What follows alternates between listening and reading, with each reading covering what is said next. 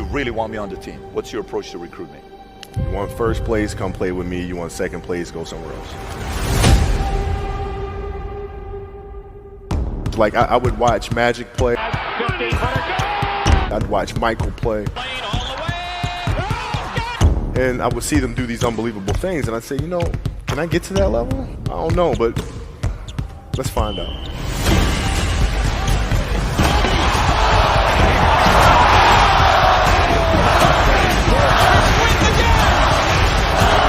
That's why he's the best player in the game.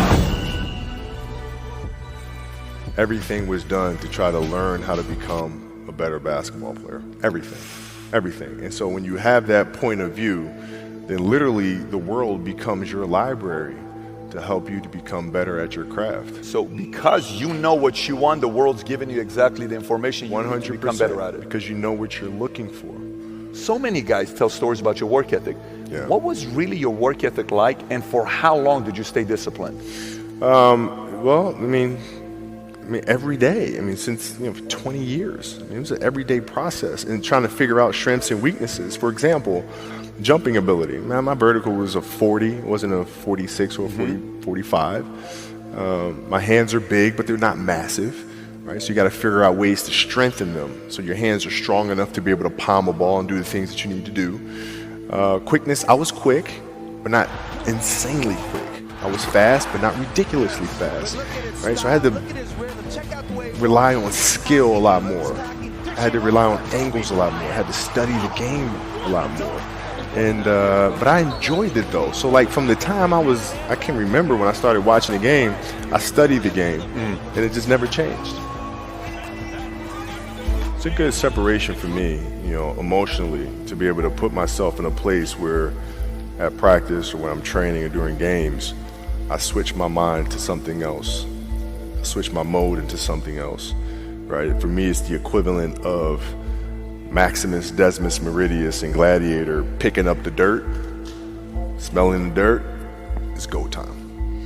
Right? So that was my mental switch. It was like an actor getting ready for a film. You got to put yourself in that cage. When you're in that cage, you are that character. And then when you leave there, it's something completely different. But when I'm in that cage, bro, don't touch me. Don't talk to me. Just leave me alone. How did you get mentally and emotionally so strong where it doesn't bother you? Well, you got to look at the reality of the situation. Like for me, it's not, you kind of got to get over yourself. Like, it's not about you, man. Like, okay, you feel embarrassed. You're not that important. Like, get over yourself. That's where you go. Get over yourself, right? Like you're worried about how people may perceive you, and like you're walking around and it's embarrassing because you shot 5 air balls. Get over yourself, right? And then after that, it's okay, well, why did those air balls happen? Got it. High school, year before, we played 35 games, max, right? Week in between, spaced out, plenty of time to rest. In the NBA, it's back to back to back to back to back to back to back. I didn't have the legs. So you look at the shot, every shot was online. Every shot was online, but every shot was short. Right? I got to get stronger. I got to train differently. The weight training program that I'm doing, I got to tailor it for an 82-game season so that when the playoffs come around, my legs are stronger and that ball gets there. So I look at it with rationale. Say, okay, well, the reason why I shot air balls is because my legs aren't there. I go, well, next year they'll be there. That was it. Done. Were there some names that you looked at and says, these 3 guys are as crazy as I am?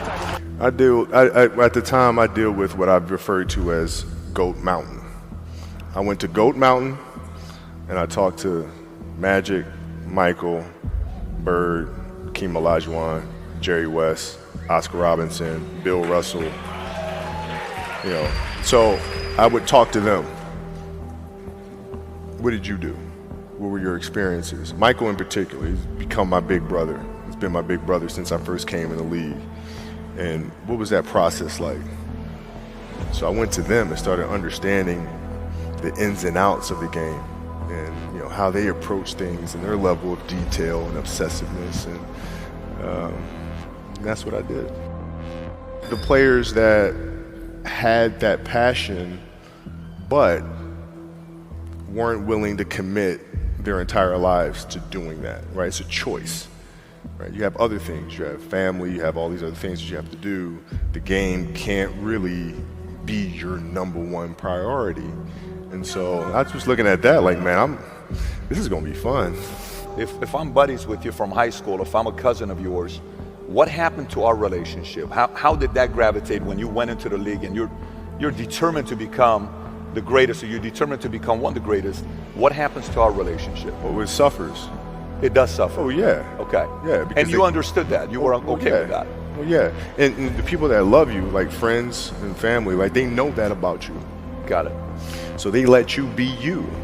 And when you reconvene, you know, you pick back up where you left off. Mm-hmm. But make no mistake about it, everything in between is lost, right? So those long-term relationships, the commitment of time of, taking vacation. Like I see a lot of players take vacations with other players that are close friends.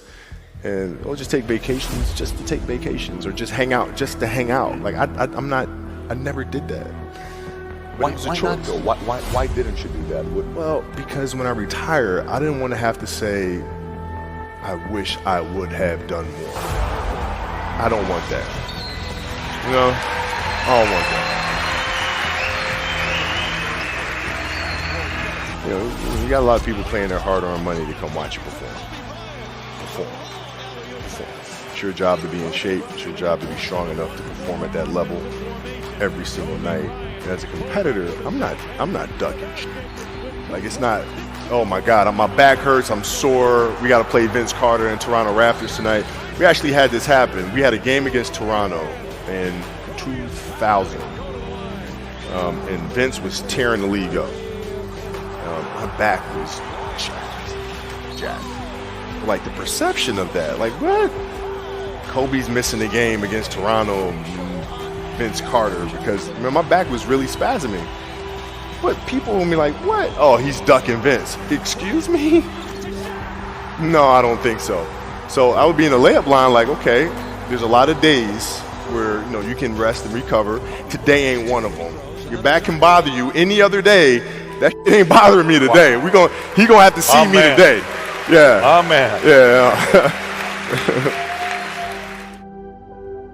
If you're looking at a big investments you got to make, what is the decision-making process there? Do you call? Is there first you do your own research? You take this much time. You call an advisor. Is there a system you follow? It's pretty simple for me. It's do you understand the business? Is it a business that you can help in some form or fashion? What are the barriers of entry to that business? And then the entrepreneurs themselves, the company itself. Do they have a culture that you believe is sustainable? Are these leaders people that you believe in? Are they people that are obsessives? And in turn, have they created a culture of obsessiveness? So I tend to look at those 4 factors, and that's it. That's big right there, by the way. I don't know if you guys caught that right there. That's pretty massive right there. Same determination. What's your current work schedule look like today? It's different because I personally am not writing every word of the novels. I am not animating films.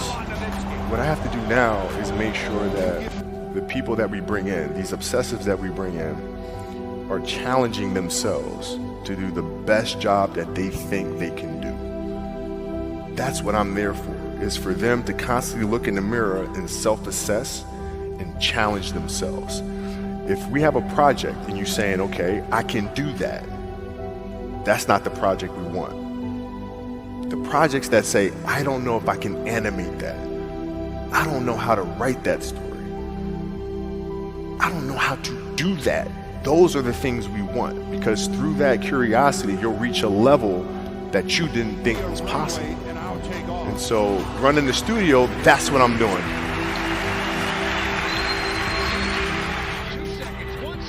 You're playing against the Golden State Warriors. Score is 107-109. You guys are close to getting into the playoffs.